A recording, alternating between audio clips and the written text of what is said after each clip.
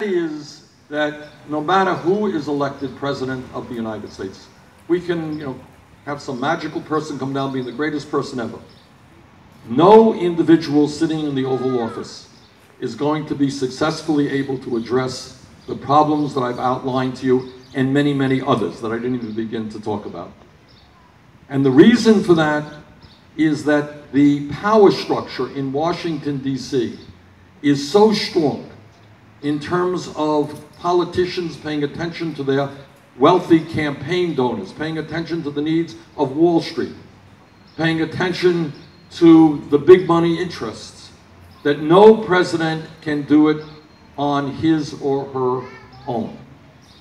And what we need and what this campaign is about is the need for what I call a political revolution. And by that I mean we change the culture about how we do politics in America. This country does not move forward for working families when we have elections like the one we had last November and 63% of the American people didn't vote, 80% of young people didn't vote. This country does not move forward when, according to polls, most Americans don't even know which political party controls the U.S. House or the U.S. Senate. This is a democratic society, but democracy does not survive unless people are involved in the process.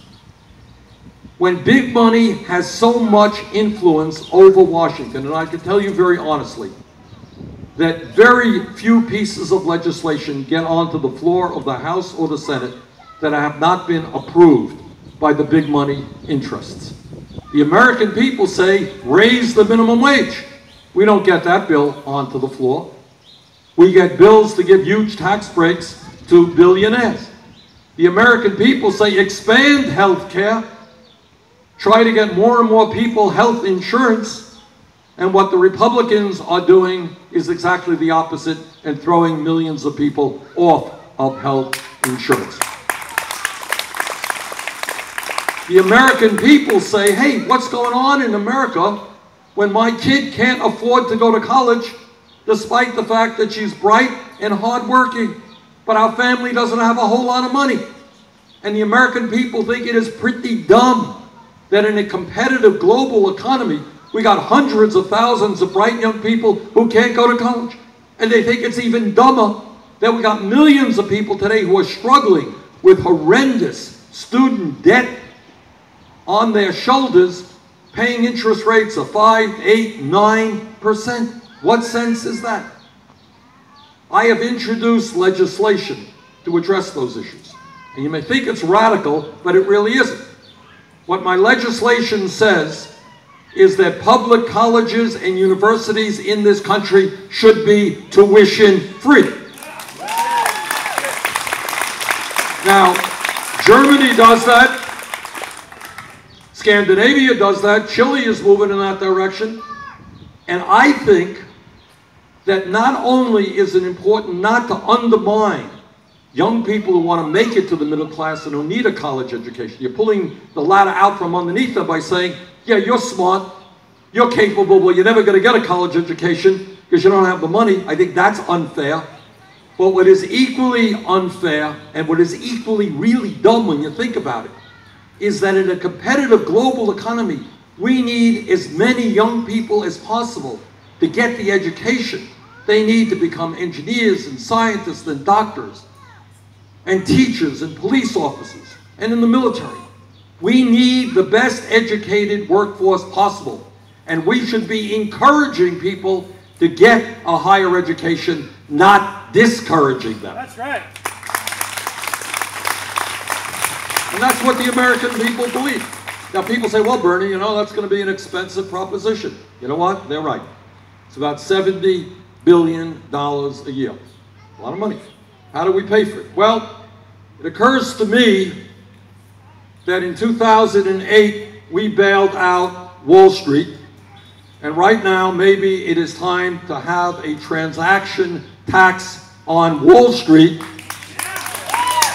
so they can help the middle class. And that's how we fund that.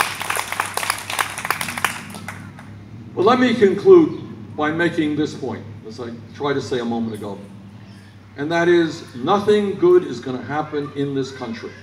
We're not going to expand Social Security benefits. We're not going to provide health care to all of our people. We're not going to have a strong child care program. We're not going to make college education available to all. We're not going to lead the world in transforming our energy system and dealing with climate change. We're not going to have pay equity for women workers. We're not going to raise the minimum wage. We're not going to be able to do any of those things, despite the fact the American people want us to do those things, unless we develop a strong and dynamic grassroots movement. And that's what the political revolution is about. So here is my radical ask of you. It's a radical ask, and that is maybe as a nation, we can spend 50% as much time talking about the major issues we face as a nation as we spend talking about football. Now I know I'm in Iowa, I know that, and I know that'll cost me a lot of votes. But I think, you know, we all are concerned about who's going to win the Super Bowl and the college championships and so forth. But we have to discuss why it is that the middle class of this country is disappearing. We have to discuss why we have so much income and wealth inequality and whether that's the kind of nation that we should be living in. We have to discuss why we're the only major country on earth without a national health care program guaranteeing health care to all people. Those are the issues that we have to put on the table.